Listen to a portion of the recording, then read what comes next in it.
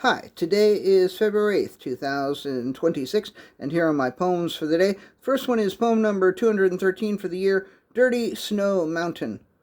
I tried crouching low, I tried photographing it from multiple angles, but no picture I could take could convey the enormity and the downright dirtiness of the snow mountain on Broad Street by the East River.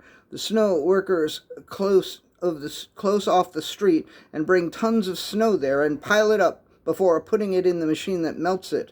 But before it gets melted, it stands in great piles towering above us in dirty, monstrous forms. A lot of people probably think it's disgusting, but I think it's fun.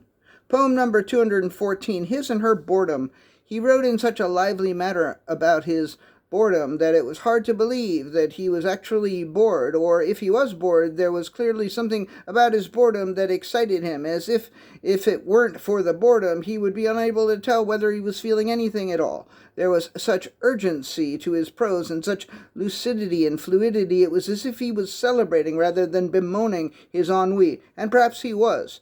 Her boredom, on the other hand, was of a completely different quality and caliber and design. It was flowery and ornate. It was peach kind, where his was acerbic. It was gaudy, whereas his was modernist. But like him, she reveled in her boredom and seemed to celebrate it more than she indicted it. The two of them got along well, but not by distracting each from the other's boredom, but rather by joining it, as if the boredom was gallons of water that each of them had poured into a pool that they were both now swimming in together. They held hands and held their breaths as they sunk to the deepest depths of their pool of boredom, and they loved each other as much as two very bored people possibly could. Poem number 215, Haiku Are Easy, Part 52, Laptops, Apple Pie. Braised egos in honey sauce. Take my word for it. Poem number 216, Haiku Are Easy, Part 53. Just 5 syllables, then 7 more, then 5 more. Haiku are easy. Poem number 217, His Chess Strategy.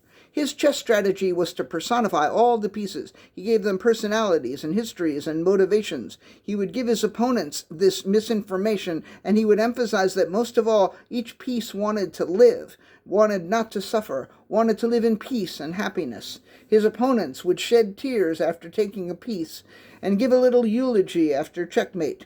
He wasn't sure how much of an effort his chess strategy had on his win-loss record, but it added a dimension to the game that he cherished. Poem number 218, The Unveiled Veil.